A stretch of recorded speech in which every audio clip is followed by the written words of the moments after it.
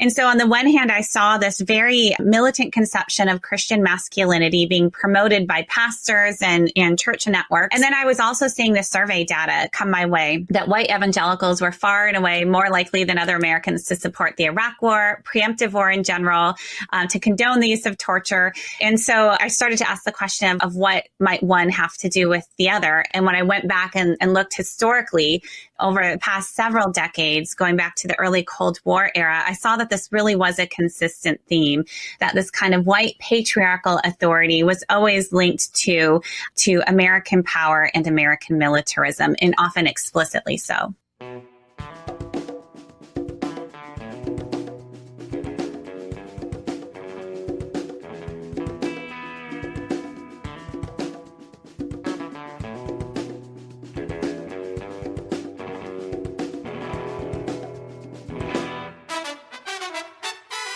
Welcome to episode 54 of the Refuse Fascism podcast, a podcast brought to you by volunteers with Refuse Fascism.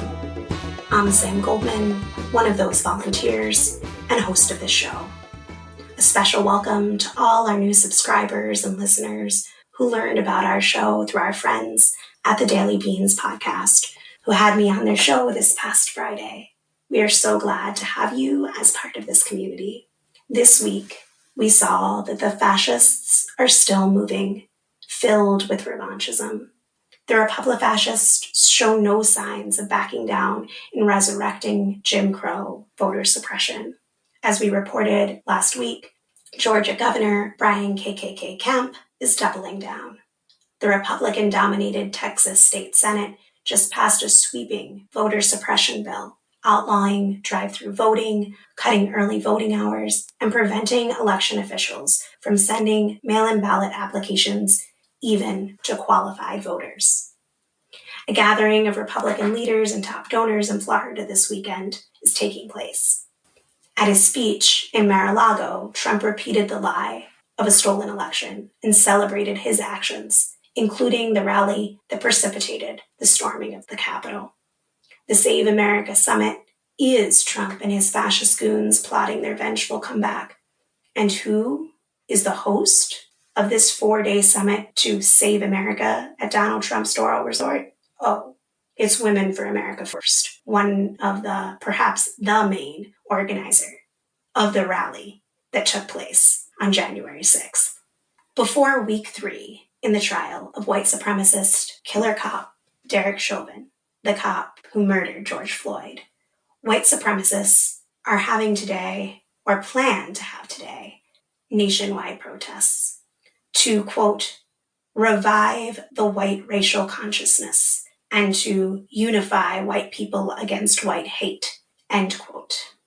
And fascist mouthpiece Tucker Carlson this past Thursday continued to show his Nazi stripes, defending white supremacist conspiracy theory on Fox News, saying that the Democratic Party is, quote, trying to replace the current electorate, the voters now casting ballots with new people, more obedient voters from the third world, he said. He continued to say, but they become hysterical because that's what's happening actually. Let's just say it. That's true. Others have correctly pointed out that this xenophobic white supremacist diatribe was the ideology that fostered El Paso, that brought to you Christchurch, that brought to you Pittsburgh. And this week was also a reminder of how we are still just learning the full scope of harm done by the Trump-Pence regime as more continues to come out about the January 6th coup attempt. Documents from the Pentagon garnered by the Associated Press provide more insight into the timeline of responses from federal government leaders on the day of January 6th, including a call from then Vice President Mike Pence pleading to clear the building hours before order was actually restored. And we learned that Trump officials celebrated efforts to change CDC reports on the coronavirus. As the Washington Post reported, based on documents from a House probe, Trump appointees at the Department of Health and Human Services celebrated their efforts to block, silence, and change scientific findings on COVID to conform to Trump's lies. Trump loyalists actively suppressed science at a time of deadly pandemic. In today's episode, we're sharing 2 interviews along these lines. First, we're sharing an interview with Kristin Du Mez, professor of history and gender studies at Calvin University. She discusses her latest book, Jesus and John Wayne, How White Evangelicals Corrupted a Faith and Fractured a Nation, with Sunsara Taylor. This interview originally aired on Thursday as part of the RNL Show on YouTube. Then you'll hear from Coco, contributing editor to refusefascism.org, as she and I take on some of the burning questions involved in summing up the experience of the last 4 years as a necessary part of charting the course forward. We have one last segment, an interview with Kristin Kobes Du Mez. So why don't you tell the audience about what you're going to do and why we're doing it? Yeah, I'm going to introduce it in just a moment in the interview itself. But I want to say, since doing this interview and really sitting with it, and also in light of this declaration that we've started the episode with, I wanted to draw something from Bob Avakian's New Year's statement. A new year, the urgent need for a radically new world, and the emancipation of all humanity. He writes, even as it's critically important that voting in this election has resulted in a defeat for the Trump-Pence regime and its attempts to more fully consolidate fascist rule, this must not be allowed to obscure this crucial truth. The polarization between Democrats and Republicans, as expressed through the electoral process in this country, involves contention over how to uphold and pursue the interests of the capitalist imperialist system and the rule by the capitalist class. It does not represent the fundamental divisions in society and the world, nor the fundamental interests of the masses of people in this country and in the world as a whole. Nor can the profound problems confronting humanity be solved. In fact, they can only get worse within the confines of this murderously oppressive and exploitative system and the chaos and destruction it will continue to unleash on a massive scale so long as it continues to dominate the world. So in this segment, I'm going to talk with Kristin Kobes Du Mez about her expertise, which is the emergence of this white evangelical, what we would call Christian fascist movement, and the strength and the power of it. As we are reflecting on this and sharing it with you, we really cannot allow the polarization to remain confined within the terms that it is way too much right now. Democrats, Republicans, the kind of crisis this system is in, which these Christian fascists are a major part of, driving society in a very extreme direction, is actually got to be worked on to bring forward revolution, a real alternative to this. So hopefully this will give you a deeper understanding of what we're confronting in one key dimension. And I think with that, we should go to the interview. Regular viewers will be familiar, and I'm happy to make sure that new viewers know that we here at the Revolution Nothing Less show are followers of the revolutionary leader Bob Avakian. And in this second season of the RNL show, we're really rooting ourselves in the analysis, the framework, and the direction that Bob Avakian gives for the revolution he's leading in a New Year's statement he issued. A new year, the urgent need for a radically new world, for the emancipation of all humanity.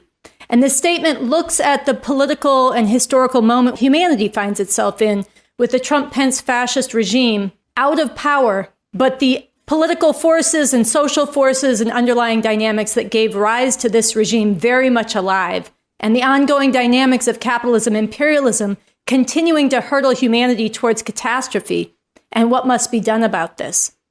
And in this statement, BA struggles with us to confront the reality of what it means that 74 million plus people voted for this open white supremacist, this open misogynist that is a hater of women, this xenophobic America First fascist, and what it means that we live in a country where really two halves of this country have diametrically opposed views on major fault line social questions like the position and role of women and differently gendered people in society, on white supremacy and the humanity of Black people, towards immigrants and refugees, and even towards basic questions of science, epistemology, and reality-based recognition of facts.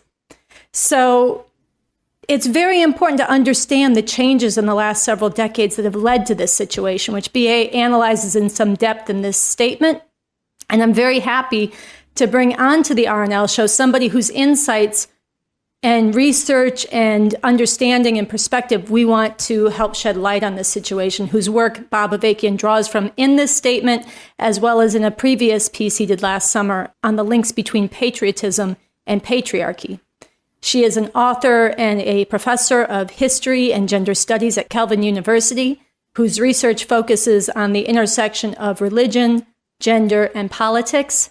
And her most recent book is called Jesus and John Wayne. It's a great title, Jesus and John Wayne, How White Evangelicals Corrupted a Faith and Fractured a Nation. Dr. Kristin Kobes Du Mez, welcome to the RNL, the Revolution Nothing Less show. Oh, thank you for having me. There's so much I want to ask you about. I really appreciated your book.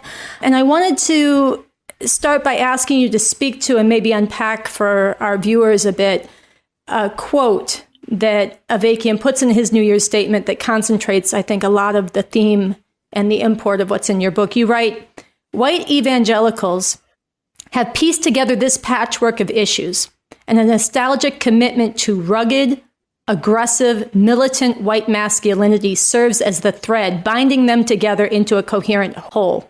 A father's rule in the home is inextricably linked to heroic leadership on the national stage, and the fate of the nation hinges on both." So obviously I haven't described the network of issues bound together there, but maybe you could speak about that and how this patriarchy is such a thread through them. Sure. So when I first started to explore evangelical masculinity, I was very quickly struck by the fact that, the personal was political, is political, that what was seen on the one hand as, some set of domestic issues, very intimate, related to family, related to what it means to be a Christian man, how to be a Christian father, was always closely connected to American power, to American militarism.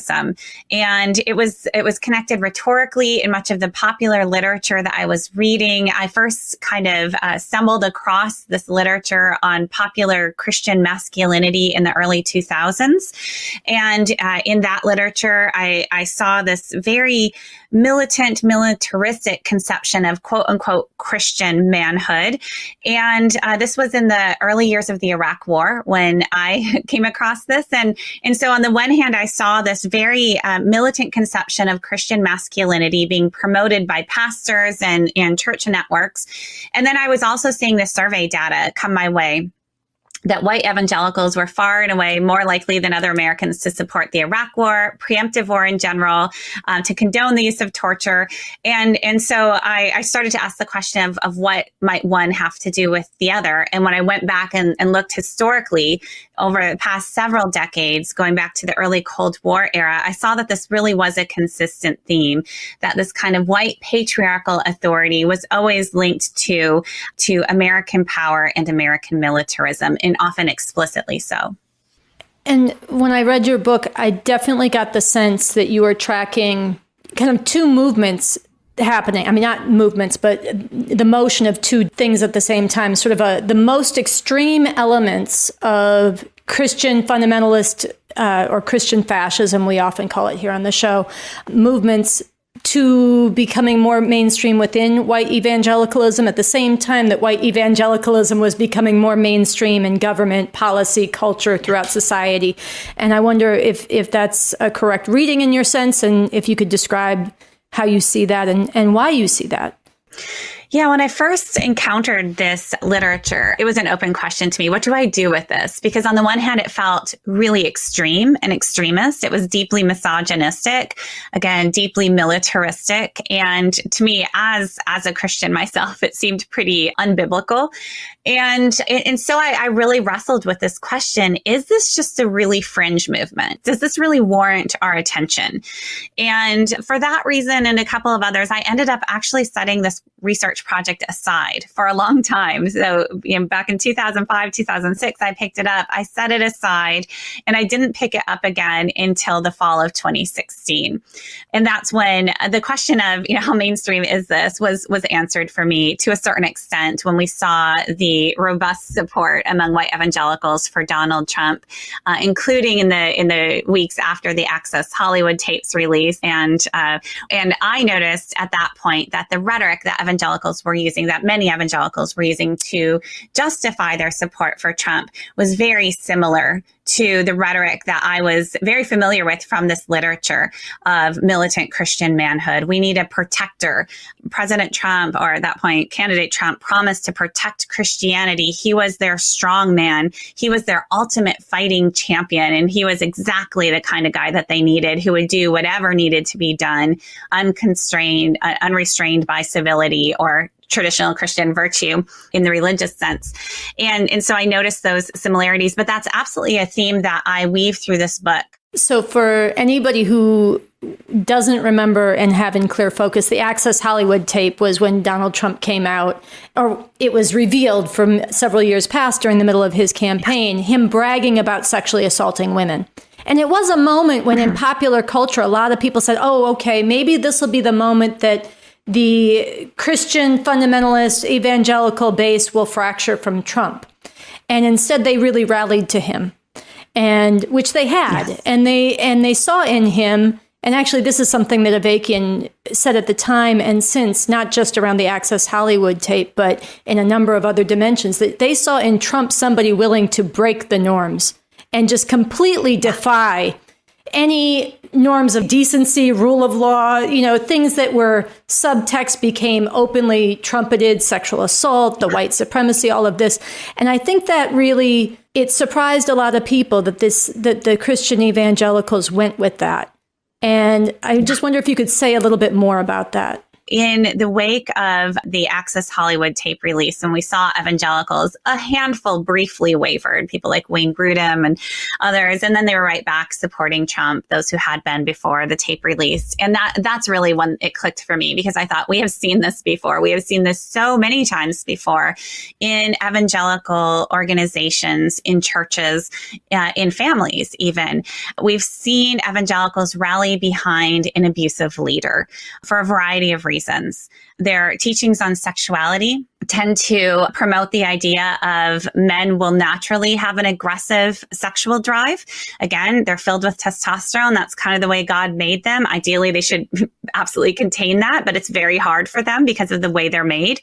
And so that's really up to women. And so in cases of sexual misconduct, even sexual assault, it's not at all unusual that women are blamed, even young girls, for not being appropriately modest, or in the case of wives, for not fully satisfying their husband's sexual drive so that he had to look elsewhere outside of heterosexual marriage. So there's that kind of tradition in terms of teachings on sex and purity and power. But then there's also this impulse to respect authority, to respect the God-appointed authorities, the patriarchal authorities, and to defend those people in power and to protect the brand, or in their words, protect the witness of the church or the organization, protect the ministry. And this is a very powerful impulse, and it ends up silencing a lot of voices of dissent. And this deference is kind of demanded. It's the way the authority is structured. And this is inculcated generation after generation to defer to the people placed in authority over you. And this is kind of the authoritarian tendencies I'm talking about. I was not prepared as somebody who kind of grew up in and out of these spaces for just how authoritarian some of the teachings ended up being when I took a close look at them. I've heard you speak about this phenomenon and make the point, not just including on the sexual politics, but also more broadly, this whole emergence of a more and more extreme militaristic, muscular, masculine, white evangelicalism in terms of a political movement, more so than a theological movement. And you point to a number of larger world events, economic changes, global changes, international, the loss in Vietnam, the U.S. lost the war in Vietnam, and how this influenced a section of these evangelicals to really be moving to this more extreme version, and how that became useful to a broader society that wanted to reassert sort of American dominance. So I just wonder if you could trace some of the key nodal points that you think, how you see the larger political events influencing this, what most think of as just a religious phenomenon. Yeah, I cannot emphasize the Vietnam War enough, really, in terms of catalyzing this particular kind of white patriarchal religious identity. The feeling that, initially in the Cold War era, that men need to be protectors not just of America, but of Christian America. And that's where evangelicals believe that they had the most critical role as kind of the most Christian of American Christians to defend American Christianity and also to defend Christian America. And to do that with the rise of feminism, in particular, that meant that it was kind of up to them to raise young boys into strong men so that they could fight the nation's wars. And in Vietnam, it was almost traumatic, I think, for white evangelicals who had really formed their identity around this kind of Cold War militarism, and understanding that to be, simply God's call for them. Because in the late 40s and the early 50s, they were not that different from many other Americans, right? This was the post-war baby boom, Leave It to Beaver, certainly for white middle class Americans. This was the height of civil religion, Eisenhower in the White House, and Cold War consensus. So evangelicals were not that distinctive in holding these values dear. They thought that they were, the most Christian and the most essential in this battle, but they were not in opposition to most other Americans as far as they were concerned. That changes in the 1960s. And it's in the 1960s that many Americans start to question American greatness and American goodness, because they're seeing what's going on the battlefields in Vietnam. It's coming into their living rooms with the evening news. And that's when evangelicals really double down, and it becomes this oppositional identity. And so Vietnam is really critical. The Equal Rights Amendment was also really formative. So you have this foreign policy front in terms of Vietnam. You have the Equal Rights Amendment and the challenge of feminism. And that really mobilizes a lot of conservative evangelicals, and especially conservative evangelical women kind of mobilize in response to a perceived threat that the Equal Rights Amendment posed to their personal lives, their identities. And so Vietnam and ERA are really two critical things. But I will say that, you've got what's going on politically, then you do have internal to these religious organizations changes that are going on theologically as well. And so we could look at the Southern Baptist Convention and the conservative takeover or conservative resurgence, whatever your preferred terminology is, depending on your vantage point, that's going on to really start to weed out more progressive Southern Baptists, to weed out those who are promoting women's ordination and women's religious authority and more progressive social views. And so you have what's going on in the national front, and then you also have internal to these organizations. And I try to kind of weave those stories together because they're really happening together. I think that, I know it took a certain courage of your own conviction and intellectual courage to pursue what you were uncovering, that thread, and follow it through. So I want to thank you for the work that you've done on this. I want to thank you for taking the time to come on the Revolution Nothing Less show. I really appreciate it. I think our viewers will learn a lot from this. Oh, thank you very much for having me. You can find Kristin Du Mez on Twitter at KK Du Mez. A link to her book is in the show notes. You can find the RNL Show on YouTube at the RevComs. Next, I talk with Coco Das. Why did it matter that Refuse Fascism called for in 2016 for driving out this Trump-Pence regime? Because it was fascist, with the potential to consolidate fascism in this country with potentially catastrophic consequences for humanity. It mattered that Refuse Fascism was calling for this regime to be driven out because it's fascist, because that was borne out to be true. We recognized the white supremacy, the misogyny, the xenophobia, and the vengeful violence, the revenge-fueled rhetoric that was going to make life a nightmare for millions of people. And on top of that, then the constant lying, the hatred of science, the denial of even the idea idea of objective truth. All of this then contributed to a situation where actually hundreds of thousands of people needlessly died from COVID. And that blood is on the hands of the Trump-Pence regime. To think that the cruelty of celebrating that they had this win in changing the verbiage of the CDC, which is tasked to tell people the truth and give people the scientific knowledge to be able to protect themselves from these deadly diseases, that they would celebrate that really concentrates actually what this regime and this fascist movement is about. It's just this cruel, ultimately genocidal hatred of people who are not who they think are the true human beings. And that includes people who died from COVID because their immune system was not up to par. Trump himself went to, I can't remember which rally it was, I think it was in Wisconsin, and said, "You have good genes." It's more than a dog whistle. This is harkens back to Nazi ideology.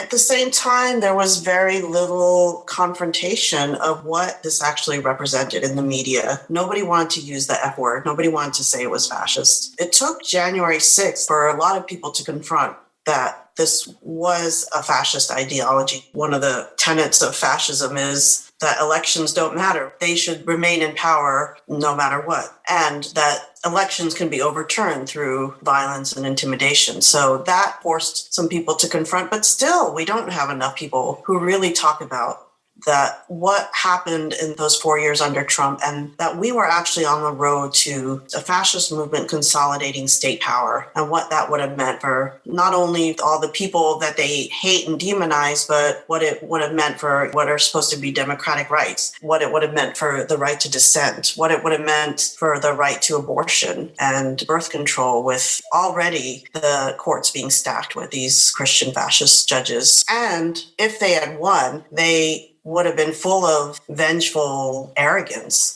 So I don't know if I answered your question, but I think there was just tremendous import to what Refuse Fascism was calling for and what we were organizing towards for 4 years. I know that one of the things that has frequently been used throughout the Trump regime's reign, and similarly in other places where there have been fascist leaders, where they have been labeled as unfit and incompetent. And I think it was very important that that wasn't the thrust of our message and the basis on which we were calling people into the streets. I think that it was really important that Refuse Fascism identified this triad that fascism foments and relies upon: the xenophobia, the misogyny, and the white supremacy. And that it does that all as part of creating a new form of rule, a fascist form of rule, for which, once it's consolidated, there's no avenues of redress. There's no rights for the people. The law is shredded or rewritten as a means to terrorize and rule by brute force. I think that it mattered because that it identified the danger that we faced. It was the only thing that was commensurate. Yeah, it really went beyond unfitness. Trump as a person is deranged, but as a fascist leader for a long time, actually, he was quite effective. He wasn't incompetent, and he advanced a lot of the things that this fascist movement wanted for years, and were like getting frustrated about not having achieved. And yet Trump was the only one actually who was willing to completely tear up the norms. And you saw that with the culmination on January 6th. People in that movement don't really see that as a failure. We might say it's incompetent to let hundreds of thousands of people die from COVID, but that's not at the heart of why that happened. At the heart of why that happened is this ideology that says that the truth is what we say it is, and that has a hatred of scientific reasoning and in that kind of intellectual thought. We should talk about the Christian fascist element in that too, because although Trump himself, I don't believe that he's a Christian for a moment, the Christian fascist backing, they were the most organized element that helped to get him into the White House. And that also advances a worldview that's very anti-science. There were a lot of factors that went into the way that the COVID response happened, but it wasn't mainly that it was incompetence. We know from that interview that he did with Bob Woodward, he knew what this was about. He knew what the disease was going to do. He knew it was very deadly, and he made a choice. And the choice was consistent with what this fascist movement believes about the world.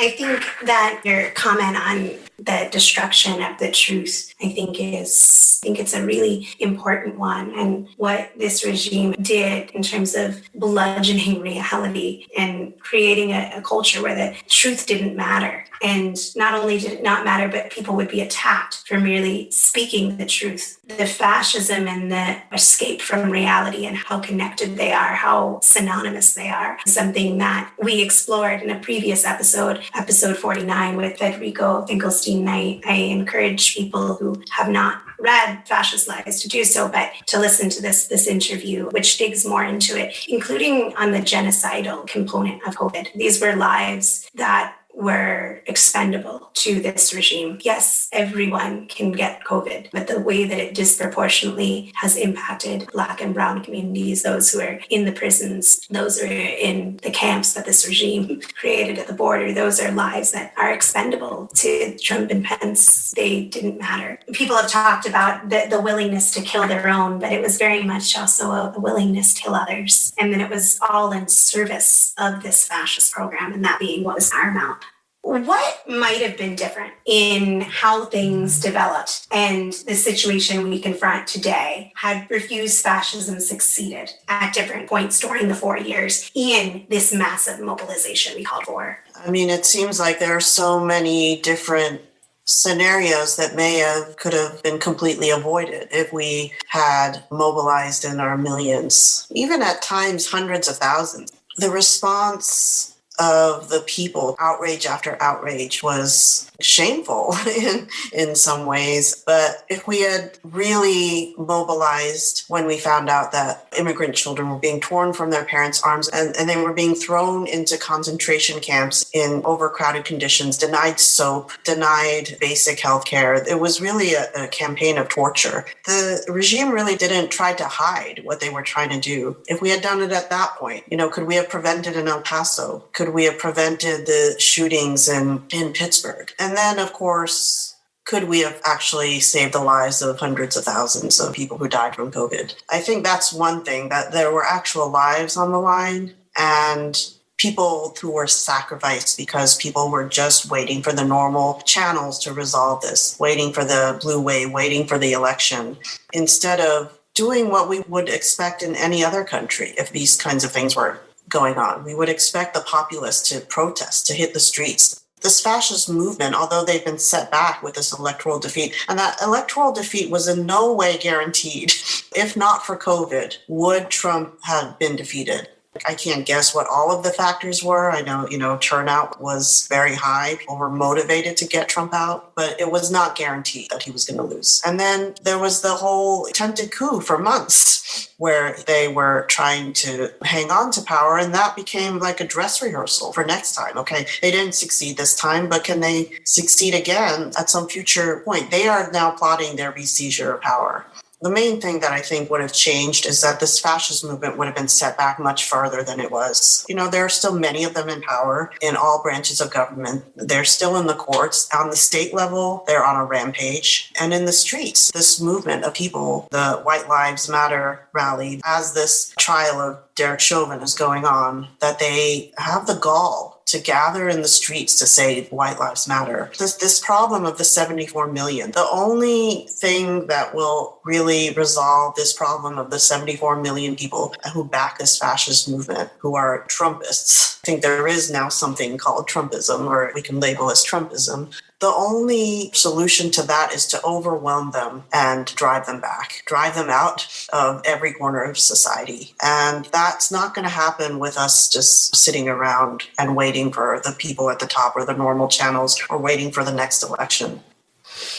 You had written an article that was up at refusefascism.org. It's still up at refusefascism.org, so people can go and check it out there. The left coalition that kept you off the streets and won't stop fascism. And you wrote it in early February. When this uploads, it will be April 11. And to be honest, Coco, I think it's just as relevant in terms of people looking at what implications of what would have been different if people had been mobilized to act and weren't actively told. They were actively told to not protest. And I just wanted to share some of what you wrote. For months, they conspired, this coalition, to keep people in a wait-and-see mode instead of mobilizing their followers, numbering collectively in the millions into nonviolent demonstrations that could have shown the world the strength of our side, a nonviolent but determined force in the streets willing to stand up against a rolling fascist coup. If this coalition had been ready, thousands of Trump supporters would not have thought that they had a shot at disrupting Congress by returning to D.C. for the third time since Election Day. If they'd really been ready, Trump and his backers in and out of government could not have kept spreading the lie of a stolen election without massive opposition. In reality, there was only one thing this coalition was ready for: stopping the millions who hate Trump from taking to the streets to express their outrage.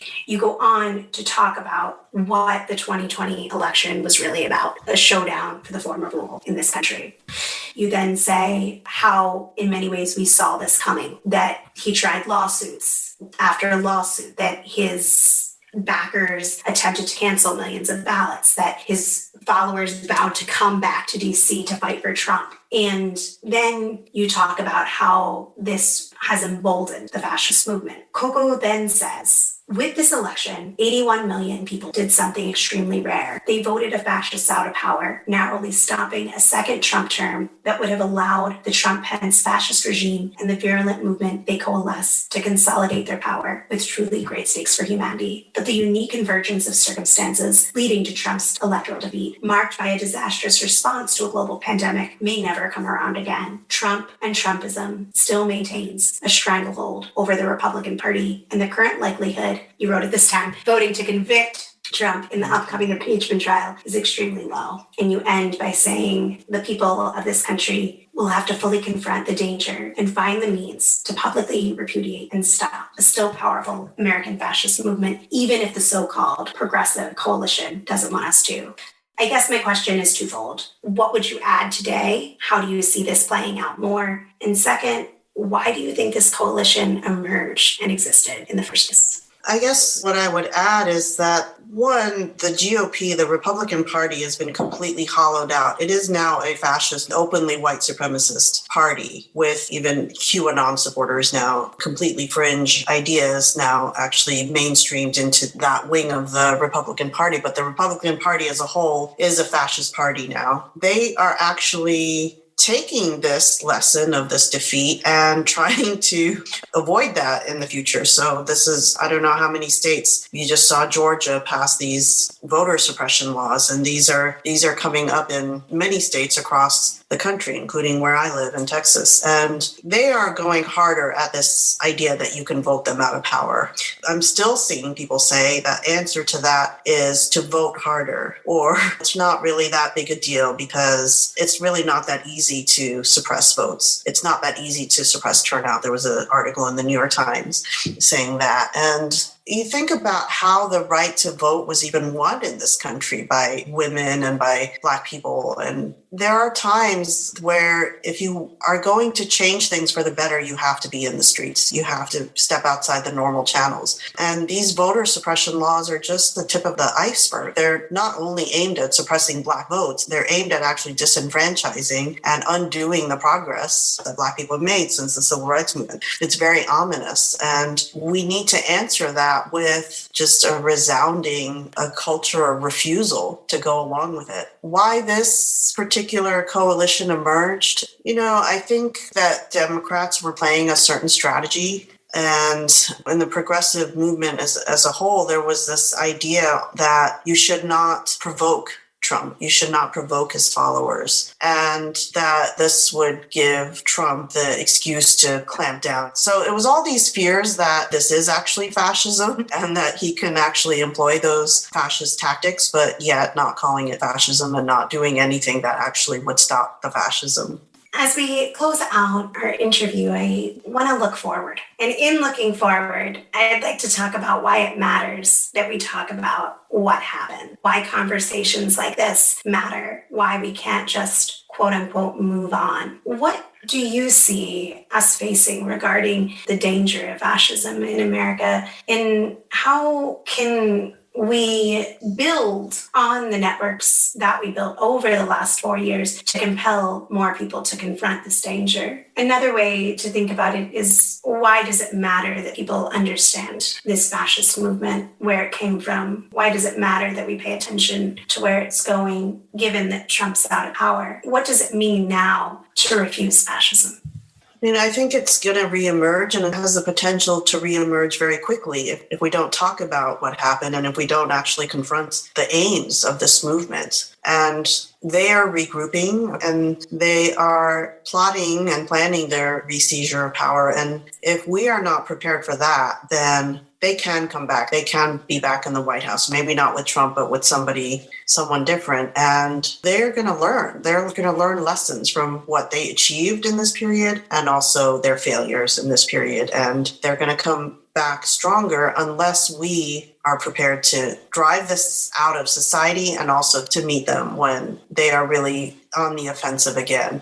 When Trump was campaigning, that was a time when people really should have said, this is unacceptable. How did somebody like him, who bragged about sexual assault, who started his campaign demonizing Mexican immigrants, how was that even allowed to become the candidate that won the election? So at every turn, when fascism is rearing its ugly head, we need to be able to respond and be prepared for a response. And, we have to learn. We have to learn from our failures, what we did achieve in changing the conversation, in getting people to confront that this was fascism. But we have to also learn from what happened under our watch and what we failed to stop and what we conceded.